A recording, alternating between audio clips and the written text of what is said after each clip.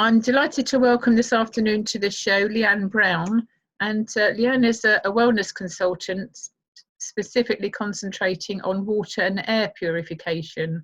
So that's a very unusual kind of focus, Leanne. So Yeah, welcome to the show, and let's talk water and air purification. Why do we need it? thank you. Yeah, of course. So we take roughly about 20,000 breaths a day. And there's a lot of medical studies out there at the minute that are looking at indoor air pollution, because indoor air pollution is 100 times greater than outdoor air pollution. And they're looking at studies now that are linking around sort of 9,500 deaths in London a year now due to indoor air pollution, sort of stroke, lung disease, stuff like that, and sort of 7 million across the world. So when it comes to indoor air pollution, there's 3 different categories. There's your particulate matter, which is your pollen, your dust, your pet dander, your mold, and basically we shed sort of 50 million skin cells a year. So if you can imagine that in your home, imagine that in a workplace. And that's where we get things like the respiratory sort of issues that we have with people having asthma and things like that. We then have volatile organic compounds. So it's our cleaners that we use in our home. It's the carpet underlay that we have. It's the foams that are used in our chairs. And nowadays, a lot of our homes are being built to be super energy efficient. But the trouble with that is we then keep all the bad stuff in. So people aren't having their windows open as much. The central heating's on. I know when I used to use a lot more sort of cleaning chemicals around the house, if you put the bleach down the toilet, the smell, it sort of felt like it was affecting my breathing. And they're really sort of strong, potent chemicals that you use to clean your sideboards and things like that. Whereas a lot more people now are looking at using, you can make your own sort of like little toilet bath bombs to put down that are eco-friendly and don't have all the sort of chemicals in. And a lot of people are using essential oils and things like that now to clean their worktops. And then the third category is your bioaerosols. So it's your things like your viruses, your bacterias. We all know that once winter hits, in that office, it spreads like wildfire, people catching sickness bugs and flu and things like that. So the World sort of Health Organization have sort of said when it comes to indoor air pollution, they see it as the greatest threat to human life at the minute. And it's not really that talked about at the minute. And it really interested me because I've got 2 young children, Sophia's 7 and Noah's 5. And it really interested me because I thought if we don't sort of start doing things to change it, what sort of future will they have? Or it's even things like people that work in the acrylic nail salons and places like that. When you walk past it yourself, that smell is then obviously employees, they're breathing that in.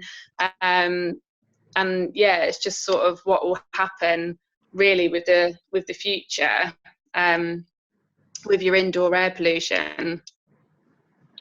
So that was a very amazing explanation, and lots of statistics in there, Leanne. So let's sort of unpack those. Mm-hmm. I'm really pleased now when you see these nail bars where a lot of them now wear masks, don't they? Whereas you never see that at one point. So I'm glad that those people are kind of waking up and smelling the roses rather than smelling the chemicals, as it were. So I'd heard some time ago that people who stay at home are more likely to suffer from all kinds of health conditions. But I hadn't realised the statistics that you've just quoted. So run us by the statistics again. The the number of breaths we take, and then the part. Yeah, so it's around 20,000 sort of breaths a day that we take, and over a year we sort of shed 50 million skin cells a year as well. That sounds gross. It is disgusting, isn't it? It really is disgusting. And you know, you can really I have a air filtration unit in my bedroom, because that's really the best places for them. And the front part you can take off and clean down. And you know, I clean, sort of hoover regularly and things like that, but it's amazing when you actually see sort of what does come out of the air. And even when we actually painted our bedroom and left the windows open, I've never seen anything like it. It was actually really scary to think that you can sort of breathe that in, and people do, really. So in the filtration system on the filter, you can physically see what's in the air that we can't see with the naked eye, but it catches in the filter. Is that how it works? Yeah, that's correct. Yeah, I mean, the filter that I use has got an 11-stage filtration process. So you can see the first 1 to 3 part of the filter you can take off, and you can actually clean down yourself. And then it's got the main filter at the back, because the main filter would pick up bioaerosols, so the living organisms, and things like that. Whereas your front filter, you're going to see more of your pet dander, skin cells, things like that, and of course your volatile organic compounds, because that's what was coming off the paint in the filter. And it's amazing when a few businesses have actually used the unit, the difference they've seen, because we had a hairdressers in Peterborough that used it, and she didn't tell her staff what it was, she just put it there. And a couple of her staff members came up and said that while the unit was there, they didn't get headaches. And then once the unit had gone, they started to get headaches again. So, you know, some people do work in, you know, quite sort of chemical-based workplaces, really, and it is having that effect. You know, indoor air pollution can cause headaches, it can cause the feeling of nausea, and things like that. And when you actually look into it a bit further, even things like if you have new carpet put down, that can give off some sort of gases potentially for up to 5 years after you put a new carpet down. So if you've got people in the home that suffer with asthma and things like that, like, it's actually quite bad, really, to get a new carpet down. And they reckon you should try and ventilate the house with the windows open, or some unit for 2 to 3 days after having new carpet put down. But it is becoming more of a talk subject, because in London the mayor gave funding for the top 50 schools in the worst polluted areas in London to have indoor air units. Wow, so that's very good. Yeah, so that's happened this year. I spoke to a few of the schools, and they'd already got them in place. So I imagine that eventually that will go across the country as well, for other areas that are high in polluted areas as well. You mentioned earlier on volatile organic compounds, so that's the chemicals that are in, like you've mentioned, paint and carpet, so we can actually smell them, can't we? So is that what you mean by volatile? Yes, it is. Yeah, it is. Yeah, and there's even things like when you use your non-stick frying pans and you've got the Teflon on them. You know, if it gets over, I think it is five. I can't remember now. It's around 500 Fahrenheit. If it gets over that, it kind of releases some fumes, which they call like a Teflon flue, and it's things like that that I didn't realise until I started doing this and looking into it, how many things there is sort of that you do need to be wary of in the home. Yeah, I know that if you have any non-stick pans that are scratched, you must throw them away, because that will cause the problem of, like you say, the chemicals within the Teflon, or, you know, other products are available, kind of thing. But so having stainless steel or copper and you know, those sort of things are a lot healthier than this modern stuff that we use. Yes, they are. Yeah. So how big, I mean, is there a kind of a set size per so many meters of air filtration? I mean, how does it work? Is there different sizes of these things? There's a lot of different brands and companies out there that do different purification units. It's important to look into them because some might only do, say, particulate matter, but they don't do the other ones. So there's some filters out there that might do one or two of the the categories, but not all three. So it's important to sort of look into that, and the energy efficiency as well. The air unit that I use has a DC motor, so it makes it much more energy efficient to AC motors, which are used in other ones as well. So it means you're not going to end up with a real hefty sort of electric bill as well at the end of the year. But there's all different sizes out there, and there's all different ones that do different things. The one that I use is not, I can't see it a little bit there, it's not massive. Yeah. But it just sort of we're on the radio. You need to describe it because we're on the radio, remember? Oh, yeah, of course. Yeah, so it's not massive. It's I'm trying to think how to describe, sorry. It's not 2 meters. How tall is it?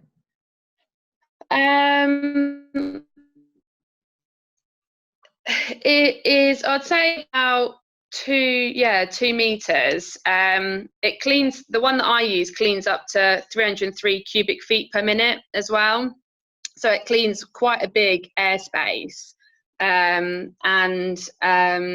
It has different settings that you can put it on as well.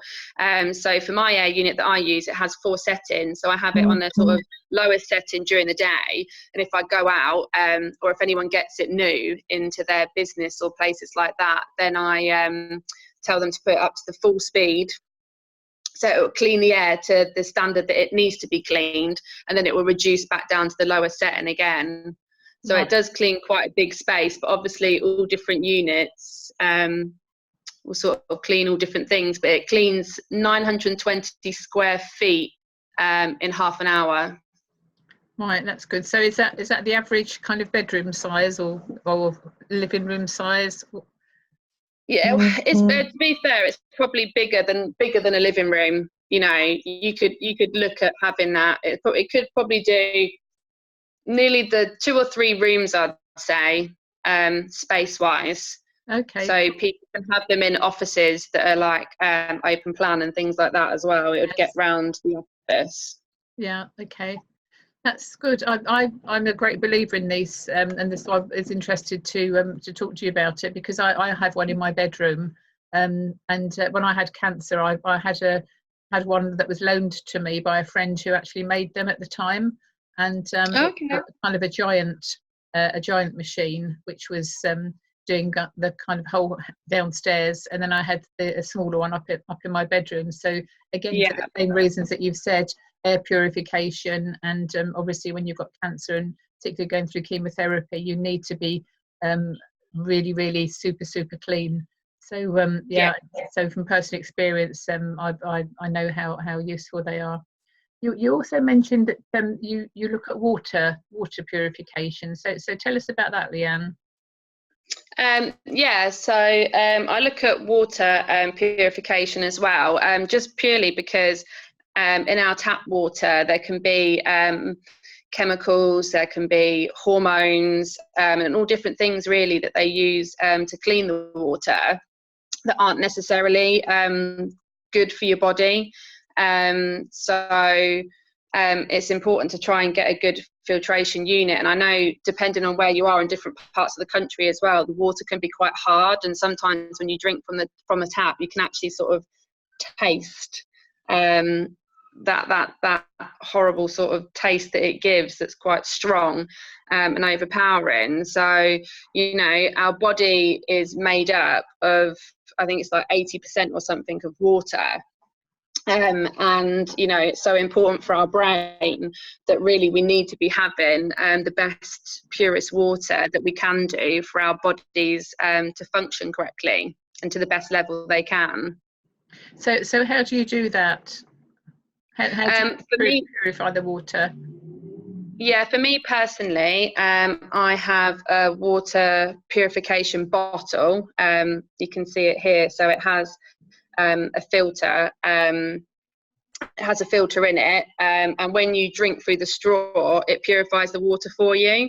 So the filter that I use, it can turn pond, lake water. You can drink from any tap abroad with it, straight from the taps. Even your own urine, it would turn into drinking water. The only thing it doesn't do, yeah, I know. The only thing it doesn't do is the C because of the salt. But actually, you know, you'd never hope to be in that situation, but it's quite a handy little bottle to have in this country anyway, because of sort of what is in our tap water. But when me and my family go abroad to Spain, it's great because we don't have to worry about getting loads of bottled water.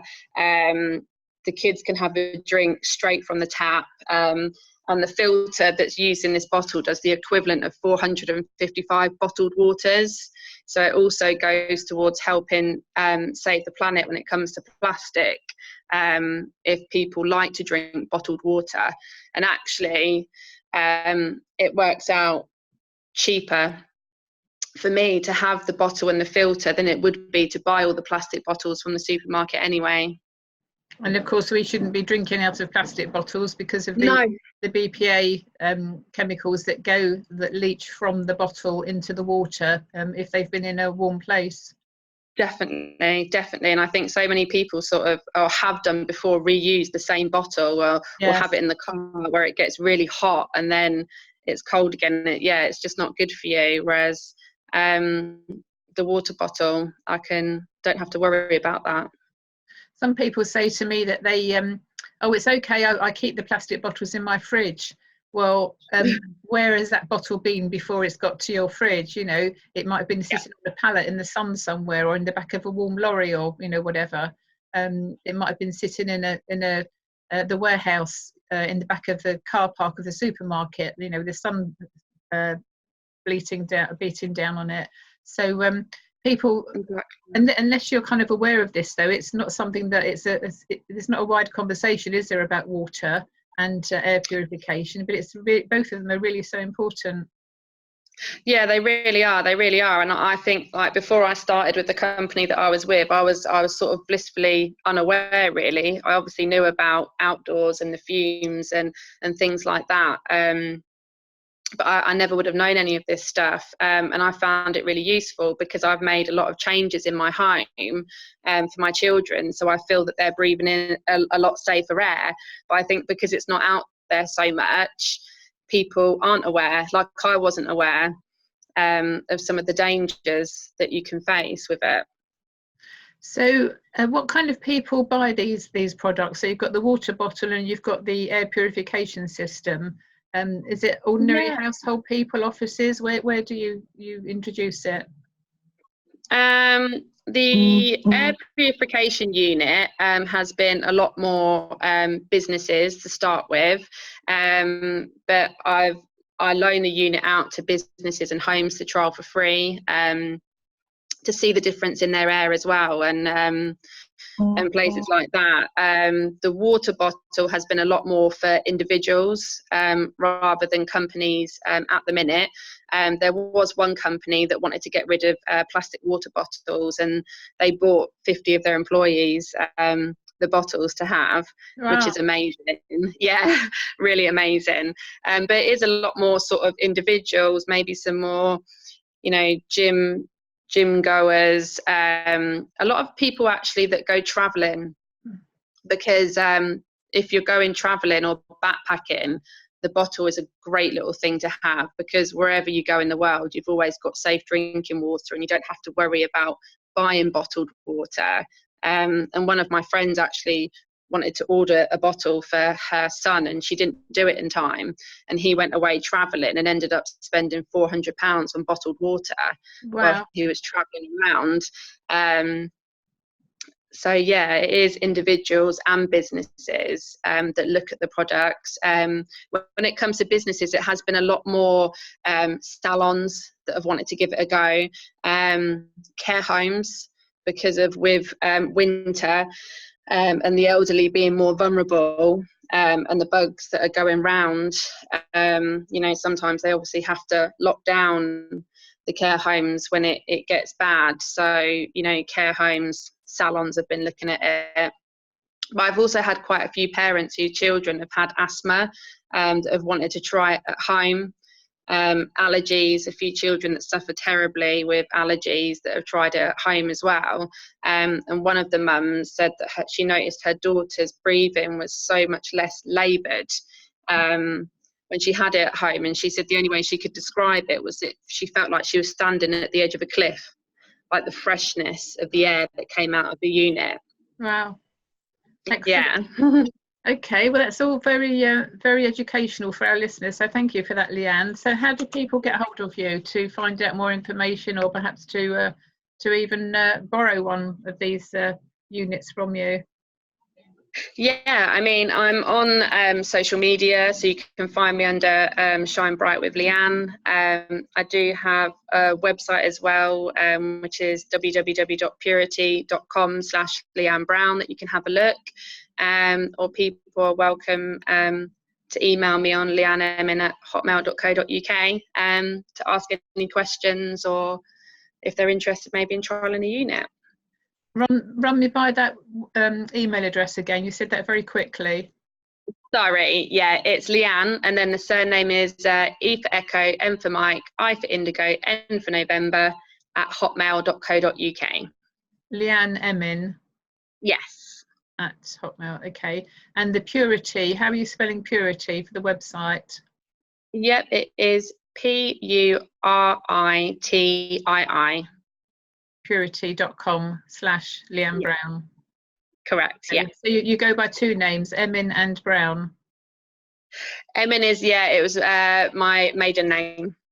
Okay. And Brown's my married name, yeah. Right, okay. Well, thanks for spending time with us this afternoon.